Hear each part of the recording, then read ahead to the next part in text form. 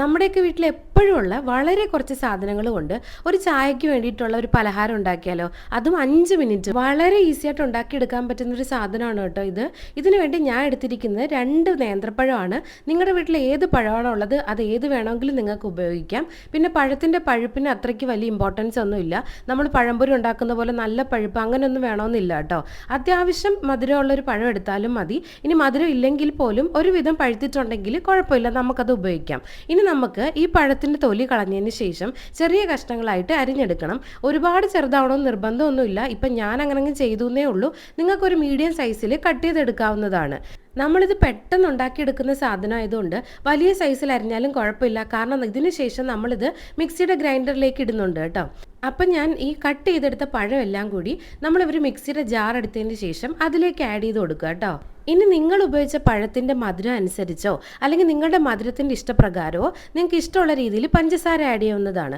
ഞാനിപ്പോൾ എടുത്തത് ഒരുപാട് പഴുത്ത പഴമല്ലാത്തതുകൊണ്ട് ഒരു 3 ടീസ്പൂൺ പഞ്ചസാരയാണ് കേട്ടോ ഞാൻ ഇതിലേക്ക് ആഡ് ചെയ്യുന്നത്. നിങ്ങൾക്ക് നിങ്ങളുടെ പ്രിഫറൻസ് അനുസരിച്ച് ഷുഗർ ആഡ് ചെയ്യാവുന്നതാണ്. ഇനി നമുക്ക് ഒരു 1/2 ടീസ്പൂൺ ഏലക്കാപ്പൊടി എടുത്തിട്ട് ഇതിലേക്ക് ആഡ് ചെയ്ത് കൊടുക്കാം. ഇനി നമുക്ക് നമ്മൾ ആഡ് ചെയ്ത മധുരമൊക്കെ ഒന്ന് പാകപ്പെടുത്തുന്നതിന് വേണ്ടിയിട്ട് വളരെ കുറച്ച് ഒരു 1/2 ടീസ്പൂണോളം ഉപ്പ് ആഡ് ചെയ്ത് കൊടുക്കാം.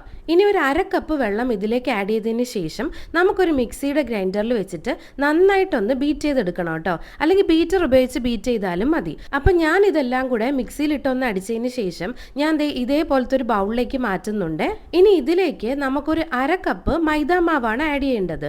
ഈ മൈദാമാവ് ആഡ് ചെയ്യുമ്പോൾ വളരെ കുറച്ച് ആഡ് ചെയ്തതിന് ശേഷം പതുക്കെ മിക്സ് ചെയ്തെടുക്കണം കേട്ടോ. നിങ്ങൾ കുറച്ച് വലിയ ബൗളാണ് എടുക്കുന്നതെങ്കിൽ വളരെ ഈസി ആയിട്ട് മിക്സ് ചെയ്യാം. ഇപ്പം ഞാൻ എടുത്ത ബൗൾ ചെറുതായതുകൊണ്ടാണ് ഞാൻ കുറച്ചായിട്ട് മിക്സ് ചെയ്തെടുക്കുന്നത്.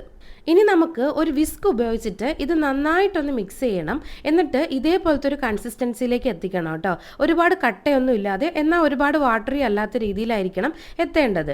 ഇനി നമുക്ക് ഇതിനകത്തേക്ക് 1 ടീസ്പൂൺ ശർക്കരപ്പൊടി, അതായത് ജാഗറി പൗഡർ ആഡ് ചെയ്യാം. ഈ സ്റ്റെപ്പ് നിർബന്ധമുള്ളതല്ല കേട്ടോ. നിങ്ങൾക്ക് വേണ്ട എങ്കിൽ ഇത് ഒഴിവാക്കാവുന്നതാണ്. പക്ഷേ ശർക്കരയാണെങ്കിൽ ആ പഞ്ചസാരയുടെ കുത്തലൊക്കെ ഒരുപാട് കുറയാൻ നമ്മളെ ഹെൽപ്പ് ചെയ്യും കേട്ടോ. ജീരകത്തിൻ്റെ ടേസ്റ്റ് ഇഷ്ടമുള്ളവർക്ക് ഒരു 1/2 ടീസ്പൂൺ ജീരകം കൂടി ഈ സമയത്ത് ആഡ് ചെയ്യാവുന്നതാണ്. ഞാനതിപ്പോൾ ആഡ് ചെയ്യുന്നില്ല കേട്ടോ. ഇനി നമുക്ക് ഒരു 1/2 ടീസ്പൂൺ ബേക്കിംഗ് സോഡയാണ് ഞാൻ ആഡ് ചെയ്തേക്കുന്നത്. എല്ലാം കൂടെ മിക്സ് ചെയ്ത് ഈ ഒരു കൺസിസ്റ്റൻസിയിൽ എത്തണം. നമ്മുടെ സ്പൂണിൽ നിന്ന് മാവ് നന്നായിട്ട് വിട്ട് വരണം. അതാണ് കറക്റ്റ് പരുവം. ഇനി നമുക്ക് ഒരു പാനിൽ നന്നായിട്ട് എണ്ണ ചൂടായതിനു ശേഷം നമ്മളൊരു സ്പൂൺ കൊണ്ട് തന്നെ ഓരോ സ്പൂണുകളായിട്ട് ഒഴിച്ചു കൊടുക്കുക. ഇത് പെട്ടെന്ന് തന്നെ ഫ്രൈ ആയിട്ട് വരുന്ന ഒരു സാധനമാണ്. ഒരു ലോ ടു മീഡിയം ഫ്ലെയിം മതി. അത്രേ ഉള്ളൂ, പെട്ടെന്ന് കഴിഞ്ഞു പരിപാടി. അപ്പോൾ ഇത് ഭയങ്കര സോഫ്റ്റ് ആയിട്ടുള്ള ഈസി ആയിട്ട് ഉണ്ടാക്കിയെടുക്കാൻ പറ്റുന്ന ഒരു സാധനമാണ്. കഴിച്ചു കഴിഞ്ഞാൽ എല്ലാവർക്കും ഇഷ്ടപ്പെടും. നിങ്ങൾക്ക് വൈകുന്നേരമൊക്കെ പെട്ടെന്ന് ഉണ്ടാക്കിയെടുക്കാൻ പറ്റും. കുട്ടികൾക്കൊക്കെ വൈകുന്നേരം പെട്ടെന്ന് ഉണ്ടാക്കി കൊടുക്കാൻ പറ്റും. അപ്പോൾ ഒന്ന് ട്രൈ ചെയ്ത് നോക്കും.